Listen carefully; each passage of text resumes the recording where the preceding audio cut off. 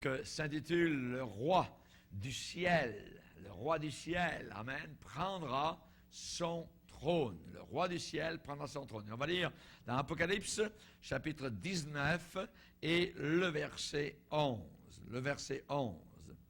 Puis, dit Jean, l'apôtre, je vis. Qu'est-ce qu'il a vu? Je vis le ciel ouvert. Et voici parut un cheval blanc, un étalon blanc. Celui qui le montait s'appelle fidèle et véritable, et juge et combat avec justice. Ses yeux étaient comme une flamme de feu. Sur sa tête étaient plusieurs diadèmes, plusieurs couronnes. Il avait un nom écrit que personne ne connaît, si ce n'est lui-même. Et il était revêtu d'un vêtement teint de sang. Son nom est la parole de Dieu. Les armées qui sont dans le ciel le suivaient sur des chevaux blancs, revêtus d'un fin lin blanc pur. De sa bouche sortait une épée aiguë pour frapper les nations. Il les pétra avec une verge de fer, et il foulera la cuve du vin de l'ardente colère du Dieu Tout-Puissant. Il avait sur son vêtement et sur sa cuisse un nom écrit, Roi des rois et Seigneur des seigneurs. Amen. Que Dieu soit béni, c'est une vision merveilleuse donc du Seigneur. Et pour voir le contexte de ce passage, nous devons aller dans Apocalypse 19 au début du chapitre, où nous voyons là une multitude des rachetés qui sont au ciel. Et on entend le chœur des anges, on entend donc les hommes qui sont là, hein, les femmes aussi, en train de chanter tous ensemble. Et il y a un mot qui revient là-haut dans la gloire. C'est le mot que nous disons très souvent, peut-être le plus souvent, hein, comme chrétiens, c'est le mot Alléluia. Amen. Et on va le lire, verset 1er. Après cela, j'entendais dans le ciel comme une voix forte d'une foule nombreuse qui disait Alléluia. Ensuite, plus loin, verset 3, et ils dirent une seconde fois Alléluia. Et ensuite, au verset 4, les 24 vieillards et les 4 êtres vivants se prosternèrent et adorèrent Dieu assis sur le trône en disant Amen, Alléluia, troisième fois. Et verset 6, j'entendis comme une voix d'une foule nombreuse, comme un bruit de grosses eaux et comme un bruit de fort tonnerre, disant Alléluia, quatrième fois, car le Seigneur, notre Dieu Tout-Puissant, est entré dans son règne. Réjouissons-nous, soyons dans l'allégresse et donnons-lui gloire, car les noces de l'agneau sont venues et son épouse s'est préparée. Il lui a été donné de se revêtir d'un fin lin éclatant et pur. Amen. Donc on voit cette multitude de rachetés qui sont là-haut dans le ciel. Il y a de la joie, il y a de grosses eaux, il y a des chants, il y a des cris. On dit Alléluia, 4 fois ce mot revient, et ça je pense dans le ciel, c'est pas 4 fois seulement, mais là dans le texte, on nous dit que, évidemment, c'est une louange, c'est un feu d'artifice de gloire. Pourquoi? Parce que le roi vient d'entrer dans son règne. La Bible nous amène des temps passés jusqu'au temps futur qui vont arriver donc dans l'avenir. Et on voit donc ne pas oublier que tout ce qui concerne ce que Jean a vu dans l'Apocalypse, eh bien, à partir d'Apocalypse 4, le verset 1er, il dit « Je vis une porte qui était ouverte dans le ciel. » Une porte. Je ne pense pas qu'il a vu un petit portail, vous voyez, de 1 mètre de hauteur. Je pense que c'était une porte immense, une porte de gloire ouverte dans le ciel. Et d'une certaine manière, il a vu au travers de cette porte, il est peut-être passé au travers de cette porte-là. Il nous raconte donc ce qu'il a vu là-haut dans la gloire. Je pense que par rapport aux événements qui s'en viennent sur la terre, nous devrons comme Église chrétienne, de plus en plus détacher nos regards de la terre pour les tourner donc vers ce qui nous attend là-haut dans la gloire. Je pense qu'on va parler de plus en plus du ciel, on va parler de plus en plus de la Nouvelle Jérusalem, ce qui nous attend donc dans la gloire, Jésus, l'Église triomphante qui nous attend par milliers aux portes de gloire quand nous allons entrer. On va parler du retour de Jésus et donc toutes ces choses merveilleuses.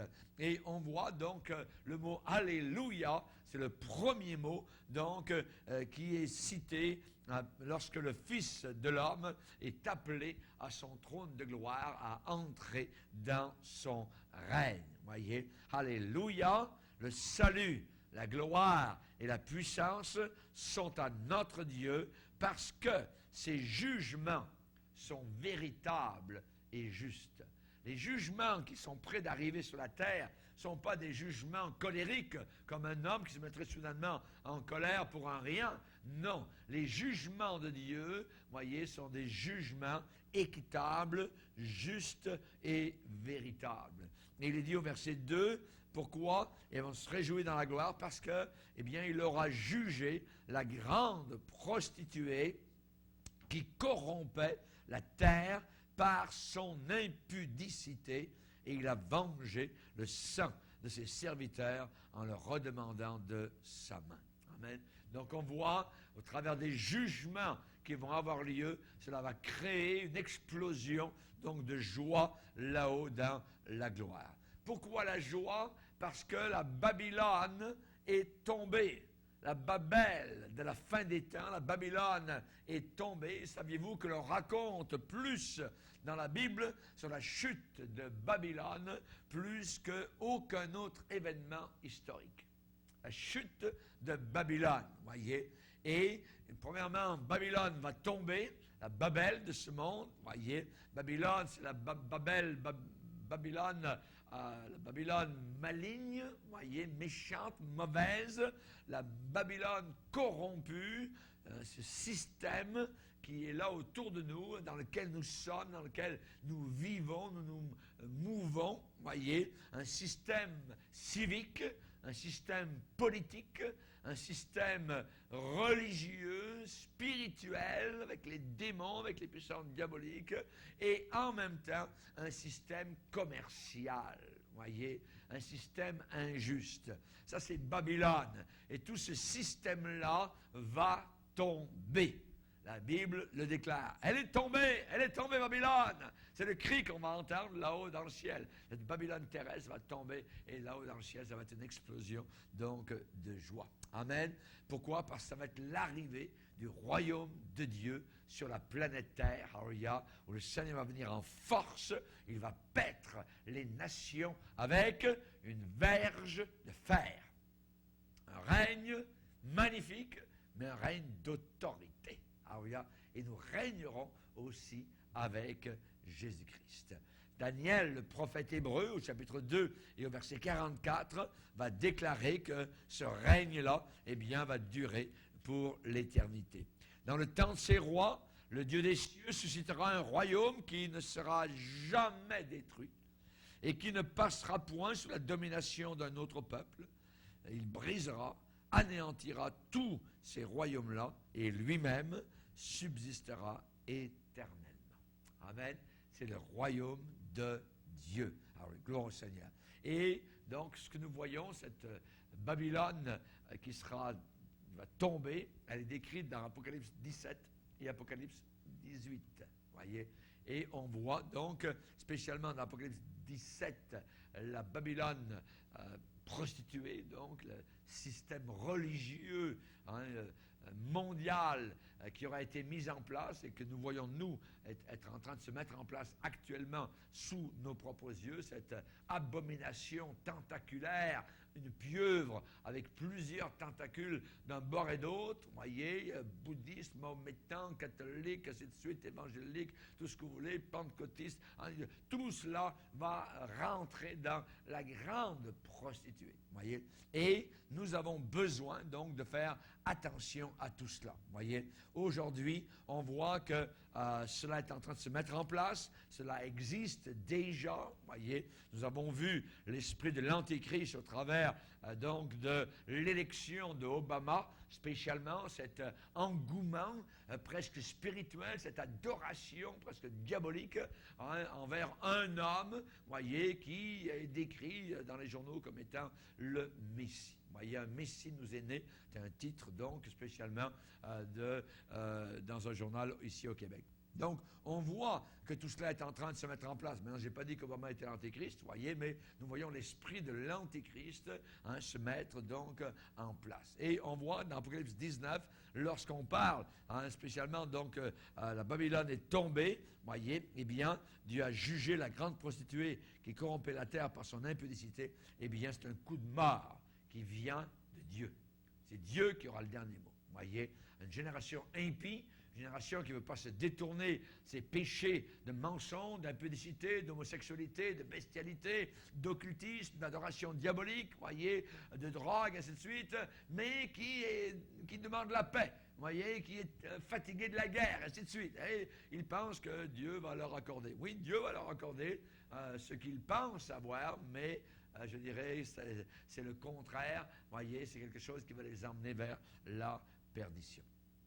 Aujourd'hui, nous avons des mauvais juges, vous voyez, dans les cours de justice spécialement. On fait des jugements qui sont totalement iniques. La parole de Dieu parle justement de cela dans le livre des psaumes, au psaume 82. C'est un psaume qui est dédié spécialement aux juges. Vous voyez, j'aimerais le lire. Psaume 82. Dieu se tient dans l'assemblée de Dieu. Il juge au milieu des dieux. Jusqu'à quand jugerez-vous avec iniquité? Et aurez-vous égard à la personne des méchants? Rendez justice aux faibles et à l'orphelin. Faites droit aux malheureux et aux pauvres. Sauvez le misérable et l'indigent. Délivrez-les de la main des méchants. Et Dieu de dire, ils n'ont ni savoir ni intelligence. Ils marchent dans les ténèbres. Tous les fondements de la terre sont ébranlés. Voyez. J'avais dit, vous êtes des dieux, vous êtes tous des fils du Très-Haut. Cependant, vous mourrez comme des hommes. Vous tomberez comme un prince quelconque. Oui. Donc on voit, ici ça parle donc des mauvais juges, et la Bible déclare une malédiction particulière, donc dans Proverbe 17, à ceux qui donc donnent des jugements iniques. Il est dit, celui qui absout le coupable et celui qui condamne le juste, tous les deux sont en abomination à l'Éternel. Vous voyez? Absoudre un coupable, voyez, alors qu'il devrait aller en prison, et condamner un juste, les deux choses sont une abomination devant le Seigneur. Maintenant, ce que nous voyons dans Apocalypse 19, eh bien, c'est qu'il y a la préparation au millénium. Il est dit son épouse s'est préparée. Dans la parabole des vierges folles et des vierges sages, il dit celles qui étaient prêtes entrèrent. Celles qui étaient prêtes entrèrent. Donc, ici, il est dit, son épouse s'est préparée. Elle était revêtue donc de fin lin, blanc et pur, qui sont les œuvres justes des saints. Les œuvres justes sont un revêtement pour nous là-haut dans la gloire éternelle. Amen. Et l'épouse, eh bien, si on parle d'une épouse, elle est liée donc par le lien du mariage avec qui? Son époux. Amen. Et c'est normal. Voyez, l'épouse est liée par le lien du mariage à son époux. Et que même la mort ne peut pas dissoudre et aucune tristesse ne peut ternir. Voyez. Et pour nous, nous pouvons dire qui nous séparera de l'amour de Dieu manifesté en Jésus-Christ. Amen. Qui nous séparera? Voyez. Jésus a dit, mes brebis entendent ma voix, elles me suivent et personne ne les ravira de ma main. Nous sommes l'épouse de Christ, on veut rester fidèle à Jésus, jusqu'à la fin. Le diable essaie de nous séparer de Jésus. Il essaie de jouer des coups, d'essayer de... Non, il n'y arrive pas. Nous sommes liés à Jésus, nous l'aimons. Alléluia. Et jusqu'à la mort, jusqu'à notre sang, s'il le faut, nous resterons fidèles à notre époux. Amen. Donc, on voit cette expression, Jean va dire dans l'Apocalypse, « Je vis le ciel ouvert ». Apocalypse 19, verset 11. « Je vis le ciel ouvert ». Dans la Bible, on voit le ciel ouvert à différents moments. On voit par exemple dans Jacob, dans la Genèse, alors qu'il dort, qu'il a comme oreiller une pierre, vous voyez, il vient de partir de chez lui, première fois qu'il dort tout seul, il s'en va à Padam Aram, vous voyez, et là-bas, il s'enfuit loin de la colère de son frère Ésaü. Il dort pour la première fois tout seul, la nuit, quelque part, derrière un rocher, en plein désert, vous voyez. Et là, durant la nuit, il a un rêve. Et là, il va voir le ciel ouvert. Il va voir un escalier immense qui touche le sol à côté de lui. Et cet escalier monte jusqu'au trône de Dieu. Et sur les escaliers, il va voir des anges de Dieu qui montent et qui descendent. Gloire au Seigneur. Quelle est cette échelle qui relie la terre au ciel? C'est un symbole de Jésus. Amen. Jésus lui-même, dans l'évangile de Jean, va déclarer, et vous verrez de plus grandes choses que celles-là. Vous verrez désormais le ciel ouvert et les anges de Dieu monter et descendre sur le Fils de l'homme. Alléluia. Comme Jacob, donc, a pu voir cet immense escalier avec en haut le trône de Dieu. Jacob a vu le ciel ouvert au travers de son épreuve. Nous voyons Étienne, au travers de son épreuve aussi, a vu le ciel ouvert. Alors qu'on le lapide, il dit, je vois le ciel ouvert et Jésus debout à la droite de Dieu. Amen, gloire au Seigneur. Le ciel s'est ouvert quand Jésus a obéi. Dans l'obéissance, le ciel s'ouvre. Il obéissait, il s'est fait baptiser par Jean le Baptiste. Jean refusait, sachant qui était Jésus. Jésus dit non, il faut accomplir ce qui est correct, ce qui est juste. Et pendant que Jésus était en train d'être baptisé, le ciel s'ouvrit. Amen. La voix du Père se fit entendre audiblement. Alléluia. Donc, on voit que dans l'obéissance, le ciel s'ouvre. Elle me dit, pendant qu'il priait, il était en train de prier pendant qu'il se faisait baptiser dans l'eau. Imaginez, pendant qu'il priait, le ciel s'ouvre. Et pendant que nous prions, pendant nos nuits de prière, pendant nos réunions de prière, le ciel s'ouvre. Quand on vient à la réunion, le ciel s'ouvre. Dieu descend. Parfois, nous essuyons des pleurs parce que nous sommes touchés par les chants, par l'adoration, par un passage de la Bible, par la prière qui est faite. Je ne sais, Dieu le sait. Et cependant, le ciel est en train de s'ouvrir. Amen. Le ciel s'ouvre aussi lorsque nous donnons nos dîmes et nos offrandes. Lorsque nous payons nos dîmes et nos offrandes, eh bien, le ciel s'ouvre. Le Seigneur va dire, amenez à la maison du trésor toutes les dîmes et les offrandes, et vous verrez, si je n'ouvre pas pour vous, les écluses des cieux. Amen. Gloire au Seigneur. Donc, Dieu veut ouvrir les fenêtres du ciel quand nous obéissons au Seigneur. Alléluia. Gloire au Seigneur. Que Dieu soit béni. Il y a ici dans ce passage d'Apocalypse 19, 4 noms qui sont là pour décrire l'indescriptible. Peut-on vraiment décrire ce qui est indescriptible? Eh bien, Jean va prendre des mots pour nous véhiculer ce qu'il a pu voir. Et tout d'abord, il va dire que Jésus, eh bien, je vis le ciel ouvert, voici parut un cheval blanc, celui qui le montait s'appelle Fidèle et véritable. Fidèle et véritable. Le passé a prouvé la véracité du nom de Jésus, fidèle et véritable. Dieu a versé tout son cœur dans ce seul nom. Son nom sera Jésus. C'est lui qui sauvera son peuple de ses péchés. Le problème du péché, ce problème que les gens ne veulent plus entendre, c'est là le cancer. Le cancer est là et c'est Jésus uniquement qui peut enlever le péché. Les hommes, avec leurs idées, avec leur psychologie, avec leurs cours, avec leurs universités ou quoi que ce soit, n'arriveront jamais à enlever la tâche du péché.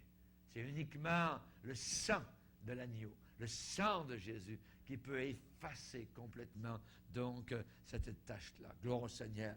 Fidèle et véritable. Le Seigneur n'a jamais trompé quiconque. Personne. Jésus est fidèle, il est véritable. Il n'a jamais trompé un cœur sincère. Ces prophéties qu'il avait données se sont accomplies, voyez, à la lettre. Il avait dit qu'il viendrait. Est-ce qu'il est venu? Amen. Fidèle et véritable. Il a dit qu'il reviendrait. Est-ce qu'il va revenir? Fidèle et véritable. Il va revenir. Gloire au Seigneur. Il avait dit qu'il naîtrait à Bethléem. Est-il né à Jérusalem? Est-il né à Beersheba, à Dan? Est-il né à Nazareth? Non. Il avait dit Bethléem. Certes, ce n'est pas la plus petite bourgade d'entre les villes de Juda. De toi sortira pour moi celui dont l'origine remonte au temps de l'éternité. Alléluia. Bethléem. Et c'est à Bethléem qu'il est né, gloire au Seigneur, fidèle et véritable. Ses promesses sont toutes bonnes. Il est dit que ses promesses ne sont pas oui et non. Ses promesses sont oui et amen.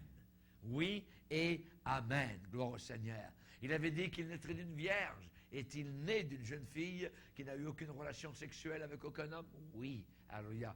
Il s'appelle fidèle et véritable. Ses préceptes sont parfaits. Dans la parole de Dieu, on lit le psaume 19 où on nous parle de cette Bible merveilleuse. Il est dit que la parole de Dieu est parfaite, elle restaure l'âme, elle est véritable. La parole rend sage l'ignorant, la parole de Dieu est droite, elle réjouit le cœur, la parole de Dieu est pure, elle éclaire les yeux, la parole de Dieu est pure, elle subsiste à toujours, la parole de Dieu est vraie, elle est complètement juste. Alléluia. Que Dieu soit béni. Pas étonnant que le psalmiste, au psaume 119, va déclarer en disant « Je me réjouis en suivant tes préceptes, comme si je possédais tous les trésors. » Il va dire « Tes préceptes font mes délices, ce sont mes conseillers. » Il va dire « Seigneur, conduis-moi dans le sentier de tes commandements, car je l'aime. » J'aime ton sentier. Amen. Il va dire, je fais mes délices de tes commandements. Je les aime. Moi, je fais mes délices de ta loi. Mieux vaut pour moi la loi de ta bouche que 1000 objets d'or et d'argent. Ta loi fait mes délices. Si ta loi n'eût pas fait mes délices, alors j'aurais péri dans ma misère. Combien j'aime ta loi. Alléluia. Tes préceptes sont pour toujours mon héritage. Ils sont la joie de mon cœur. Je hais les hommes indécis et j'aime ta loi. C'est pourquoi j'aime tes préceptes. C'est pourquoi j'aime tes commandements plus que l'or fin. Ta parole est entièrement éprouvée et ton serviteur l'aime. Considère que j'aime tes ordonnances. Je me réjouis de ta parole comme celui qui trouve un grand butin. J'aime ta loi. Alléluia, gloire au Seigneur. Il répète son amour pour la parole du Seigneur. Pourquoi? Eh bien parce qu'il s'appelle fidèle et véritable. Amen. Son nom est fidèle et véritable. Sa parole ne passe pas. Le ciel et la terre vont passer. Mes paroles ne passeront pas. Gloire au Seigneur. Donc, sa promesse, eh bien, elle est comme un rocher au milieu d'un fleuve. Alléluia, gloire au Seigneur. Et à nous de nous tenir sur le rocher.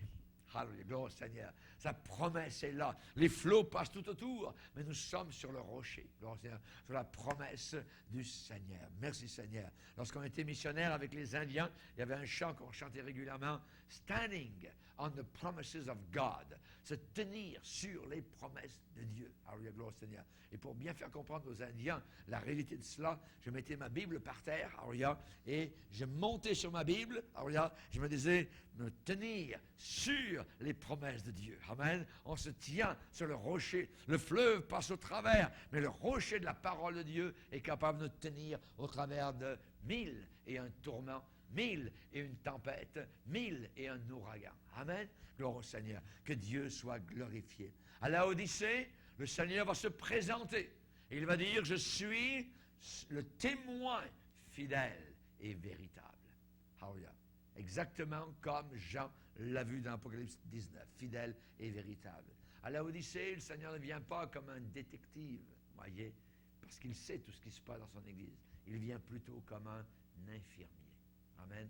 Quand le Seigneur vient vers ses églises, il vient comme un infirmier pour essayer de colmater, pour essayer de bénir, pour essayer de guérir, pour essayer de montrer où est la faille, où est l'eau qui est en train d'entrer dans le bateau. Voyez, il vient pour aider que Dieu soit glorifié. Et il va apparaître au monde pour exécuter son plan. Amen. Gloire au Seigneur.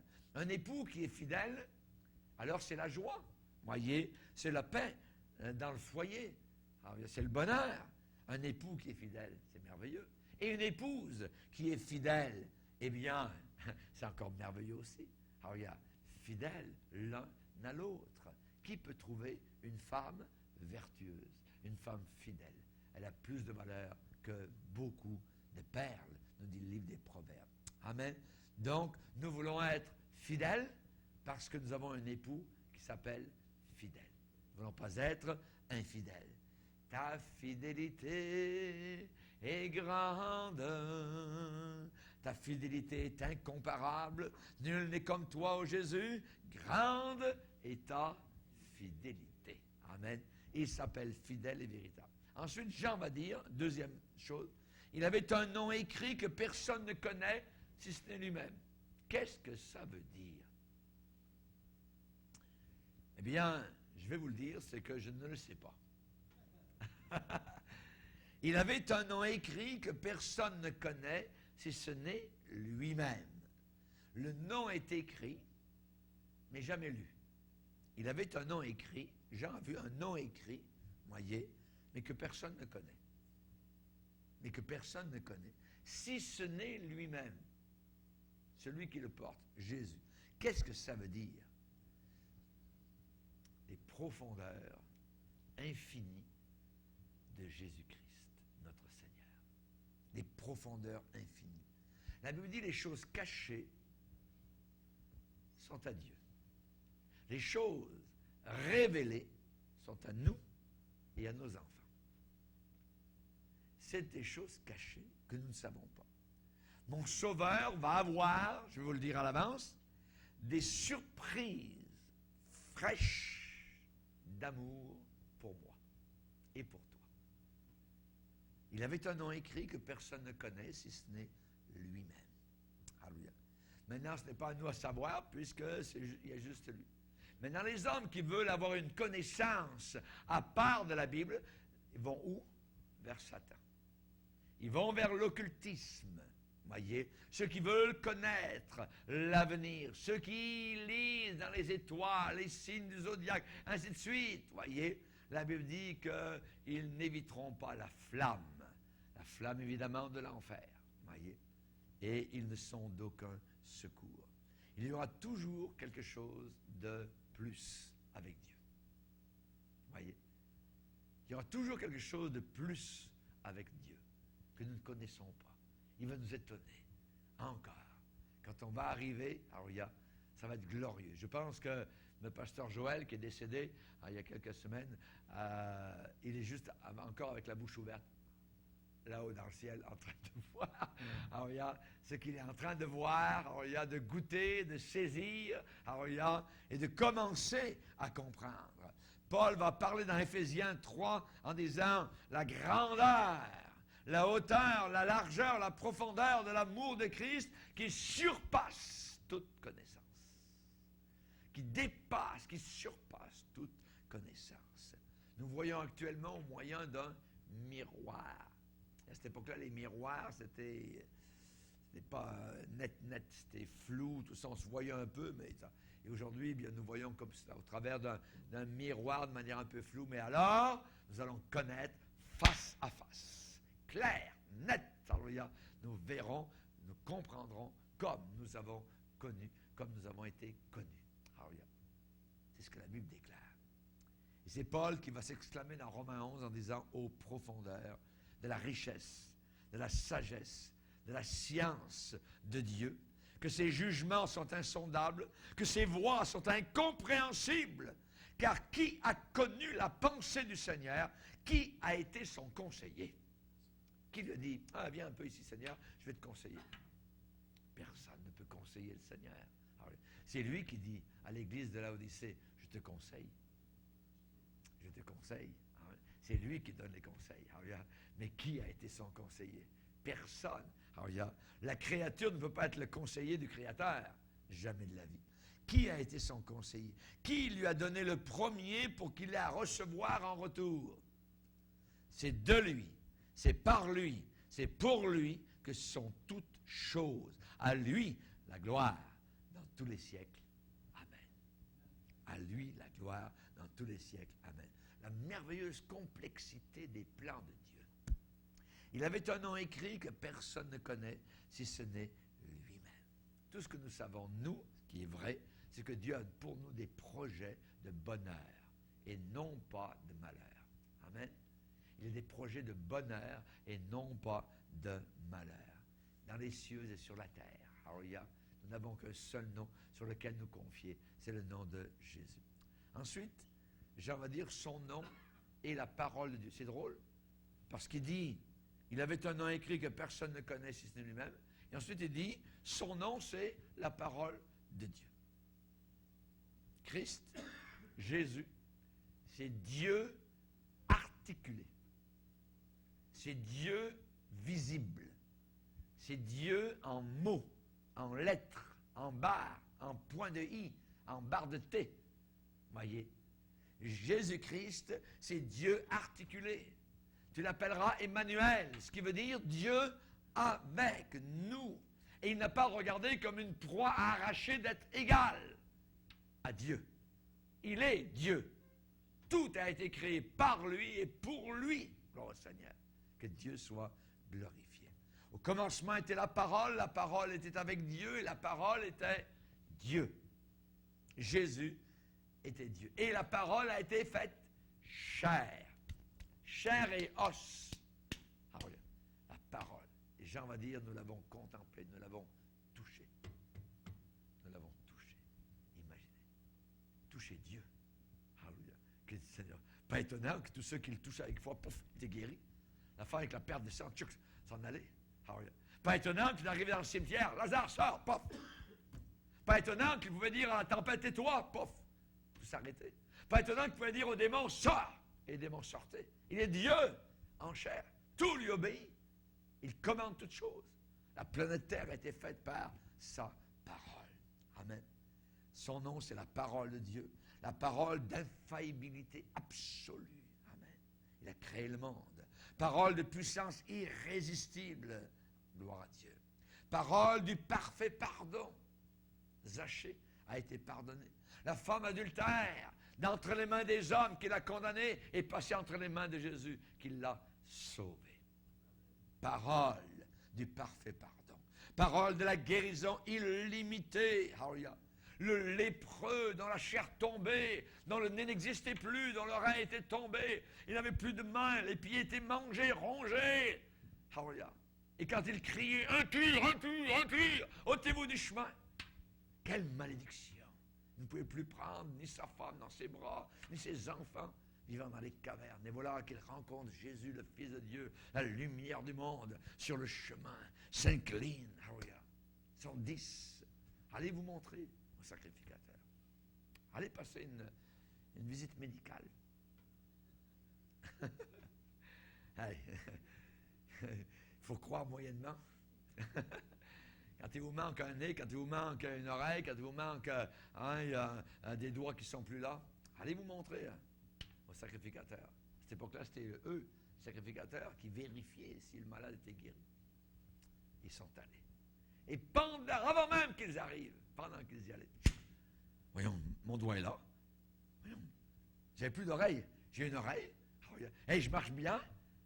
Ah, ma peau est douce. Merveilleux. Il y en a un qui dit, sacrificateur, mon œil, c'est Jésus. Il est retourné vers Jésus. Et les autres, on n'entend plus parler. Que Dieu soit béni. Il s'appelle la parole de Dieu. Parole d'amour, où sont tes accusateurs? Je ne suis pas venu pour te condamner, je suis venu pour te sauver. Que Dieu soit béni. Les hommes voulaient la tuer. Jésus l'a libérée, l'a sauvée. Ils voulaient la voir aller en enfer. Elle est au ciel aujourd'hui avec Jésus, marchant dans la gloire. Il a pu faire de cette femme impure et sale une femme aussi propre qu'une jeune fille vierge. Que Dieu soit béni. Ça, c'est l'amour du Seigneur. Il dit, je ne suis pas venu, alléluia, pour condamner le monde. Je suis venu pour sauver le monde. Parole de Dieu, parole de sainteté. Rendez à César ce qui est à César. Parole aussi un jour de jugement final. Venez, vous qui êtes bénis de mon Père, prenez possession du royaume, et vous, à ma gauche, retirez-vous de moi. Maudit, allez dans le feu éternel. Ouvrier d'iniquité. La parole qui a mis les mondes en existence, la parole qui, au travers de tous les siècles, a recréé des milliers de personnes régénérées par la puissance de Dieu, dont je suis une personne. Alléluia. Nous pourrons dire dans l'éternité que merci Jésus, merci Seigneur. Alléluia. J'ai été ténèbres, maintenant je suis lumière. Je marchais avec Satan, maintenant je marche avec toi. Auparavant, j'avais une religion de pourriture. Alléluia. Maintenant, j'ai une relation qui tiendra jusque dans les millénaires à venir, dans les éternités futures. Merci Seigneur. La parole sera bientôt entendue dans les tombes. Il y aura des résurrections innombrables partout aux quatre coins de la planète Terre. Alléluia. Daniel 12, Jean 5, 1 Corinthiens 15, verset 51 nous parle de tout cela. Gloire au Seigneur. Il est venu une première fois pour sauver, il va venir une deuxième fois pour juger les impies. Et à la fin, il fermera pour toujours dans l'enfer éternel tous les méchants. Tous les méchants. Voyez? Et ensuite, le dernier nom que Jésus porte, que Jean a vu dans Apocalypse 19, Roi des rois, Seigneur des seigneurs. Roi. Alors, mon royaume n'est pas de ce monde. Un roi, un royaume. Jésus a dit devant Pilate, mon royaume n'est pas de ce monde. Les mages, arrivant à Jérusalem, ont demandé, où est le roi des Juifs qui vient de naître? Où est le roi des Juifs? Pilate a dit à Jésus, es-tu le roi des Juifs? Es-tu le roi des Juifs? Le roi des rois, c'est Jésus. C'est le roi idéal pour le monde. Ils ne le connaissent pas. Ils vont recevoir un autre, voyez. Ils vont se tromper de porte. Ils vont recevoir l'Antichrist, voyez, le Messie de l'enfer, le roi du diable, voyez. Ils vont l'accepter, voyez. Les couronnes de la terre tombent les unes après les autres, voyez. Les diadèmes de péché, d'iniquité tombent comme des météores. Rois et royaumes disparaîtront, voyez. Rois et royaumes s'écrouleront, mais le royaume de Jésus-Christ durera à jamais. Toutes les autorités, toutes les lois, tous les systèmes, tous les événements sont sous le vaste contrôle absolu de notre Sauveur. Il est le roi de tous les rois. Il est le Seigneur de tous les seigneurs. Zacharie a vu ce jour en disant, l'Éternel sera roi de toute la terre. L'Éternel sera roi de toute la terre. Vous avez déjà entendu ce chant de Handel, voyez, le Messie de Handel. Ouais. Alléluia, Alléluia, oui, Alléluia, Alléluia. C'est ça. Alléluia, voilà, c'est ça. Bon, vous l'avez, c'est bien, voyez. Un jour, en Angleterre, la jeune reine Victoria, qui entendait évidemment donc ce chant merveilleux lors d'une représentation, eh bien, ses compagnons lui ont dit, ma reine, ce n'est pas ça ne fait pas partie de l'étiquette, vous voyez, du protocole de se lever. Elle est en train de se lever sur ses petits pieds. Parce que pour elle, c'était trop merveilleux. Vous voyez, ça louait le Seigneur. Alléluia, Alléluia. Tout ça. Hein? Et ça parle évidemment de Handel, lorsqu'il a composé cela, a pris cela dans Apocalypse 19, où le règne de Christ, donc, va venir. Alléluia, et les foules entières vont chanter. Alléluia. Voyez. Et quand le cœur donc, de ce chant merveilleux de Handel est arrivé à ce mot, Alléluia, à la ligne où on dit Roi des rois, Seigneur des seigneurs. La jeune reine s'est levée d'un bond sur ses pieds avec des pleurs aux yeux et en train de trembler. Alléluia. Que Dieu soit béni. Que Dieu soit béni. Nous allons vivre cela. Et je veux vous dire d'avance, nous allons trembler aussi. Alléluia. Il sera roi de tous les rois, roi de la planète Terre, roi du ciel, roi des éternités. Alléluia. Il sera notre sauveur. L'apocalypse du Seigneur à son sommet, ici-bas sur la terre, dans une crise politique désespérée. La terre, et je dirais, je peux m'exprimer comme cela, le cockpit, vous voyez, où toutes les issues, vous voyez, les problèmes ultimes entre le bien et le mal sont combattus. Ça se passe sur la planète Terre. Il y a eu Calvaire, il y aura Armageddon. Il y aura une bataille terrible. Il est terrible de penser que toute la science, toute la politique, toutes les cultures, tout le progrès des siècles et des siècles vont s'allier tout ça ensemble dans un effort suprême de l'homme pour se délivrer du joug de Dieu.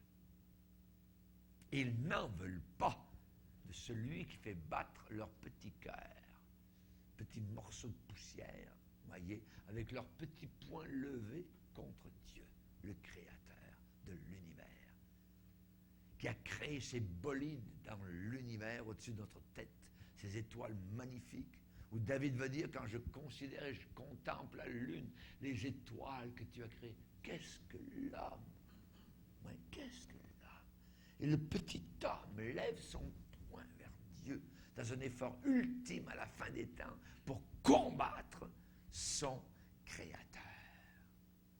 Pourtant, le joug du Seigneur est doux et léger. Oui.